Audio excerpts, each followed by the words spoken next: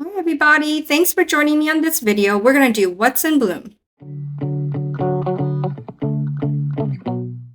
Back in early April, I spotted two bloom buds that I thought were snails on top of the Dendrobium jenkinsii, and I was about to pick it out and realized they were bloom buds. And so I was really surprised to get two little bloom buds on it, and I was glad because I didn't realize that this little plant was in blooming size.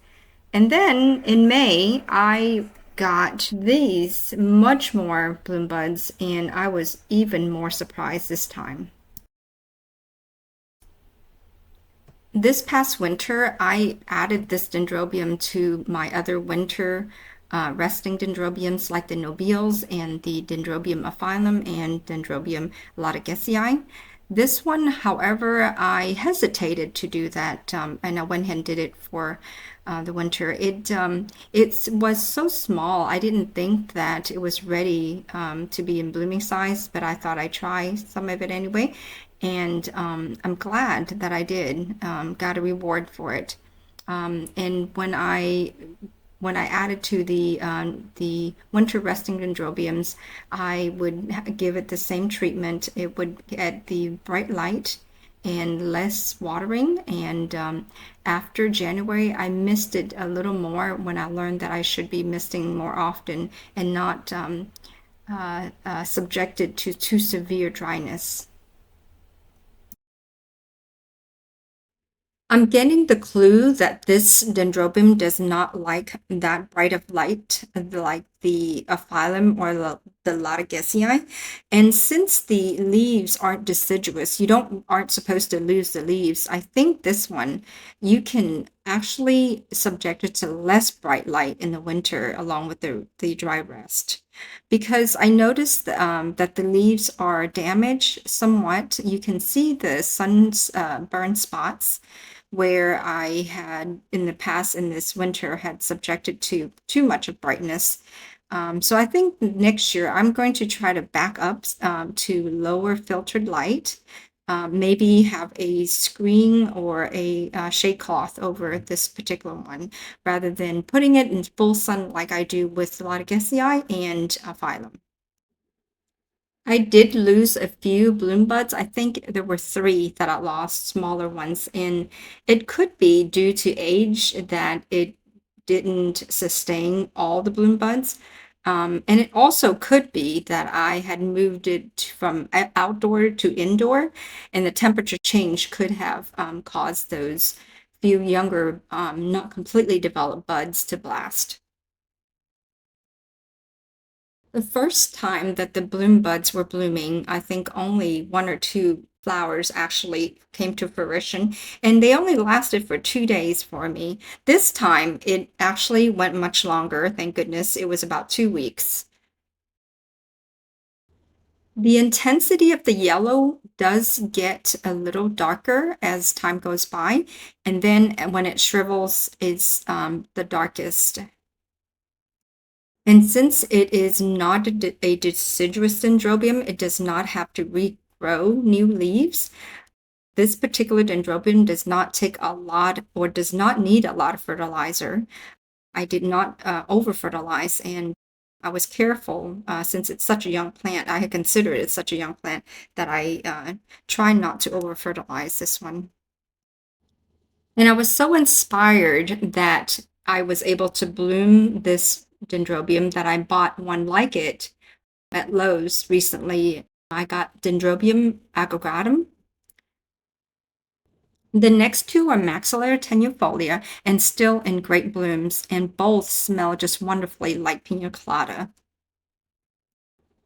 I had a question from one of our viewers about why hers is not blooming, and she had told me about some of the various conditions like repotting and subjecting it to bright light and so forth.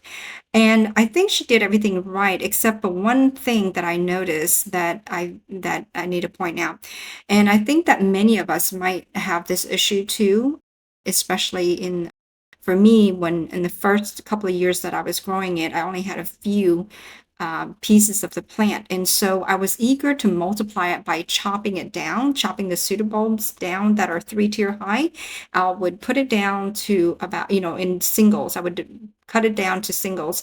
And then I would subject it to bright light, trying to get a bloom, and wondered why it wouldn't bloom. Maxillaria tenuifolia likes to bloom on the second pseudobulb or higher. I haven't seen, maybe, who knows if there's exceptions, but I haven't seen it bloom on the first level. Always second or third or a higher pseudobulbs. And I always give it lots of water. I never starve it, never give it any dry rest, of course. And I subject it to really bright light, even direct sunlight during the winter, towards right before spring, actually, and right before when you expect the buds to appear. For me, I think I did this during February and January, and then March, I would start seeing some buds develop. And I give it lots of water all through that time. So let's keep in line with yellow and orange flowers and go to this one. It is Yamadera Queen Adelia, but its name has been changed to Louiscappeara Queen Adelia.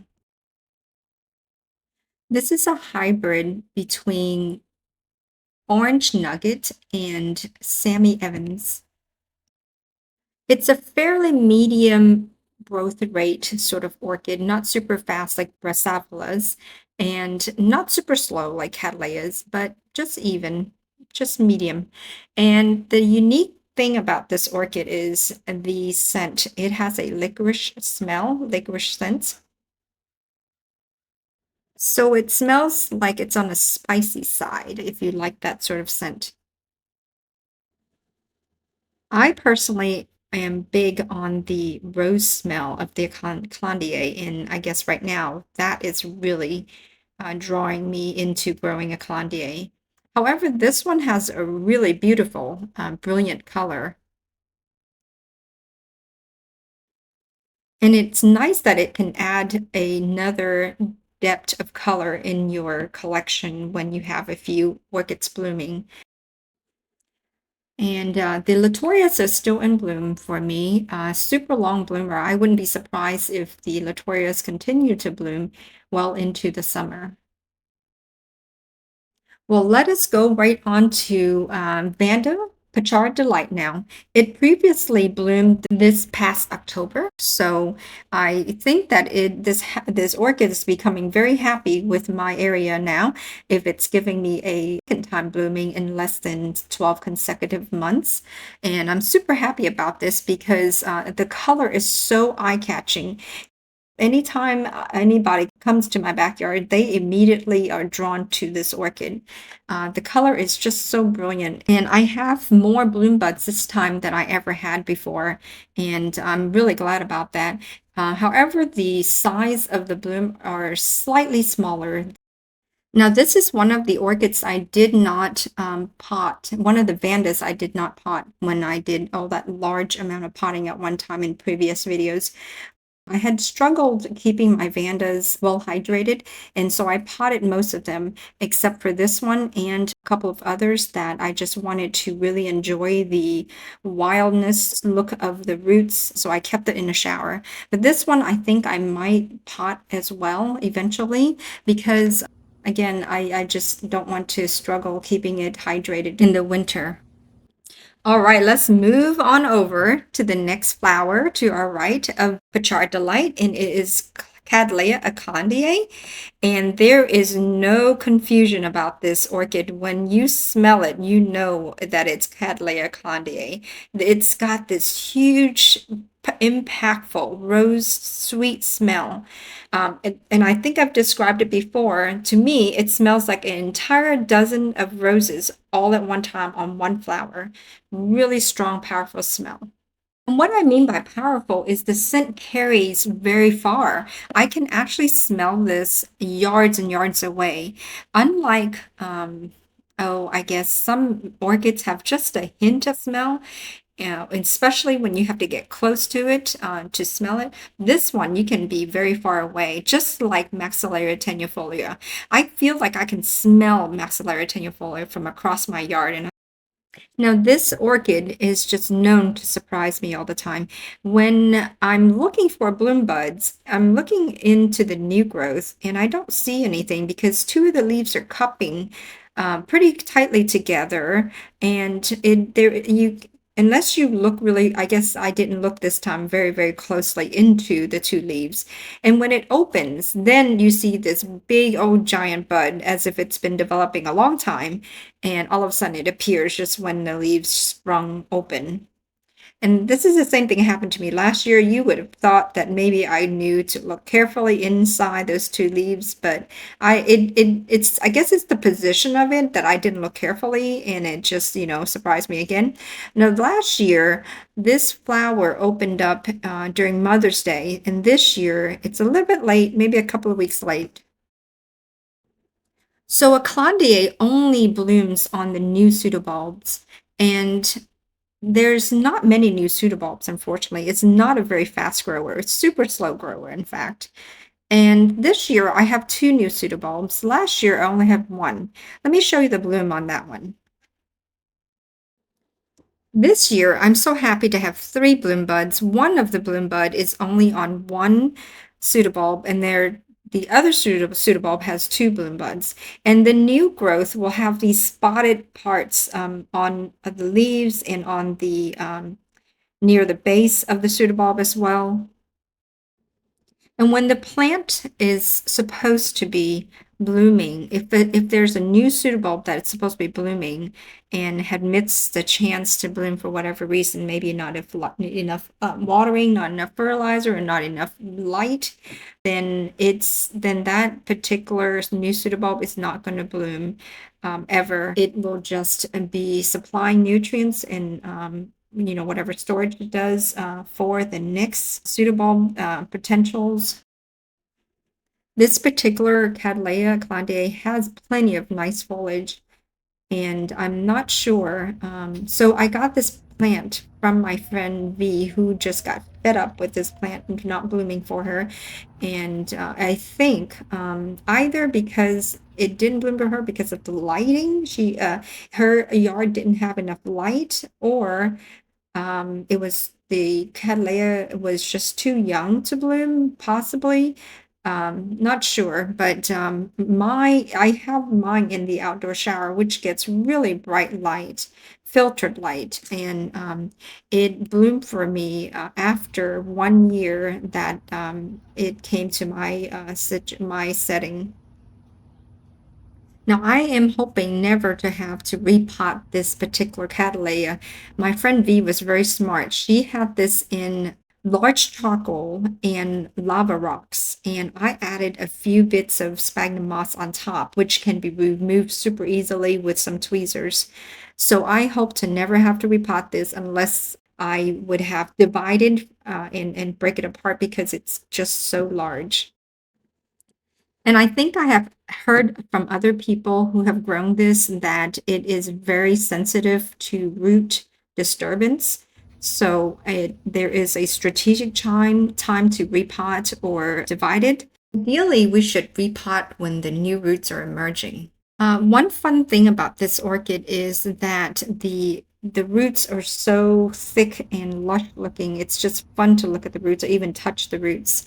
I noticed that when I was spraying the diatomaceous earth underneath the leaves, it did unfortunately drip onto the roots, and the roots are very sensitive and turn parts of it a little bit yellow. And I think that's because it was getting dehydrated from the diatomaceous earth, and which is known to do that. Diatomaceous earth is a silica, so it will dehydrates things around whatever it makes in contact with.